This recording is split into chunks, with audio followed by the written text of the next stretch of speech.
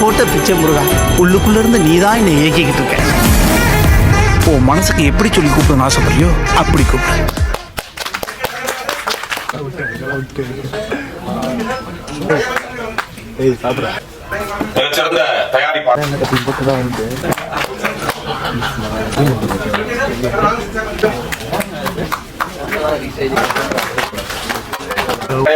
படத்துல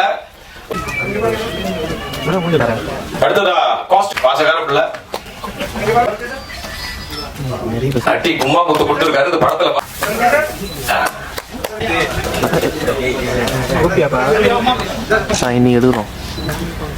ஒரு இயக்குனருடைய 3 படைப்புகளை பார்த்தபோது இயக்குனருடைய கேரக்டர் தெரியும்னு சொல்லுவாங்க. அது இயக்குனருக்கு மட்டும் இல்லை, தயாரிப்பாளருக்கு பொருந்தும் நான் நினைக்கிறேன். அப்படிதான் நான் என் தம்பி சுரேஷை பார்க்கிறேன்.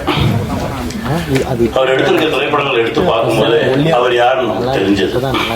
அவரோட பயணம் பண்ணணும்னு ஒரு ஆசை வந்தது. அந்த மேடையில் தேவு சாரை பார்த்தோன்னா இன்னும் கூடுதல் சந்தோஷம். யார் யாரோட சேரணும்னு ஒன்று இருக்குல்ல, ரொம்ப மகிழ்ச்சி சார், ரொம்ப சந்தோஷமா. தம்பி வி ஹவுஸ் இந்த சினிமா இருக்கிற வரைக்கும் இருக்கும். ஒரு நல்ல படைப்பு எடுக்கணும் அப்படின்னா வி ஹவுஸ் போகலாம் அப்படிங்கிற ஒரு நம்பிக்கை வரும். ரொம்ப சந்தோஷமா இருக்கு. அப்புறம் அண்ணன் தம்பிராம அண்ணன், அவரை பத்தி நான் சொல்லணும்னா பேசிக்கிட்டே இருக்கலாம்.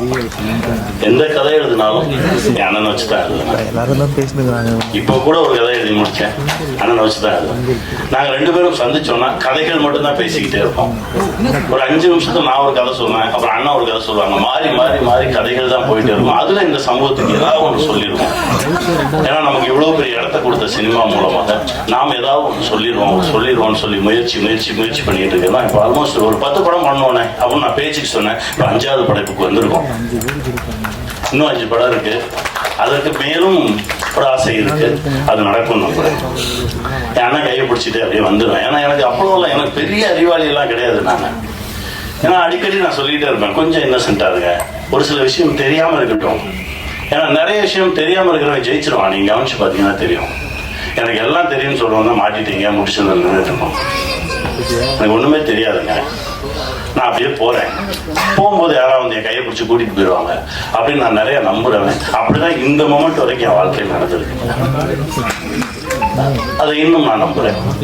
அதுவும் என் அண்ணன் கையை பிடிச்சிட்டு நான் போகும்போது ரொம்ப தைரியமா போவேன். இந்த உலகத்துல நான் எந்த டாபிக் பேசினாலும் என் அண்ணன் கிட்ட பேசலாம்.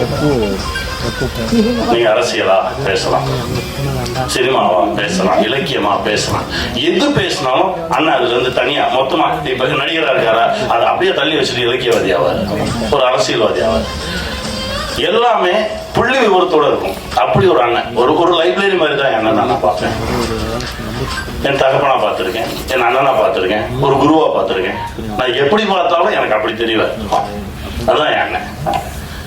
ரொம்ப சந்தோஷம். இந்த காலகட்டத்தில் உங்களோட பயணம் போறது ரொம்ப மகிழ்ச்சியா இருக்கு. என் பிள்ளை அதாவது இவரோட ஒரு படம் நான் நடிச்சேன். ஆட்டோ இருக்குல்ல, ஆட்டோ போயிட்டு இருக்கும் போது இந்த வாசல் வழியா கிளம்பி அந்த வாசல் வழியா வரணும்.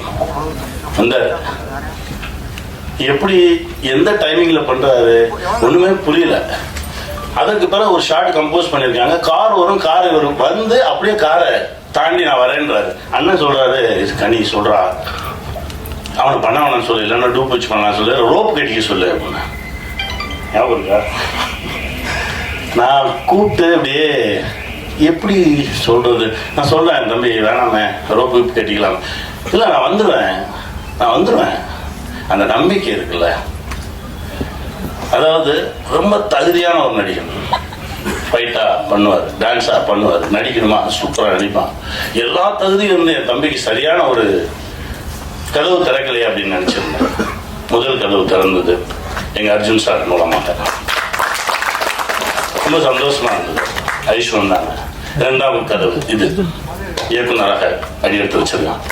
இதற்கு பிறகு நான் தான் சொல்லிக்கிட்டே இருப்பேன். பார்க்கும்போது சொன்னேன், நீயே எழுது, உன்னுடைய பிளஸ் என்ன, உன்னுடைய மைனஸ் என்ன ஒதுக்கி வச்சிரு, உன்னுடைய பிளஸ் வச்சு எழுது, கூடவே நிற்கிறேன், எடுப்போம்.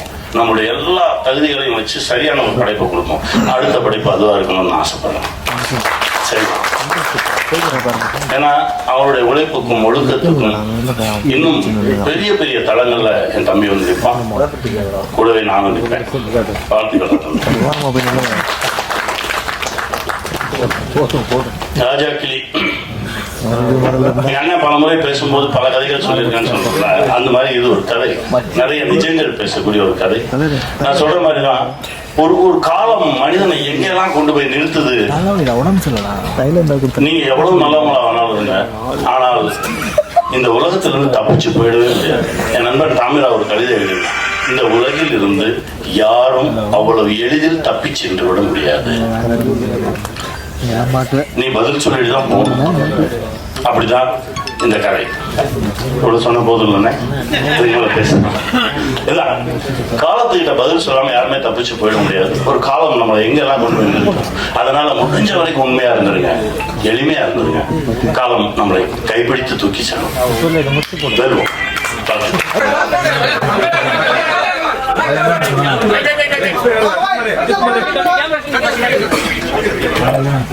முதல்ல வீடியோக்கா ஓகே.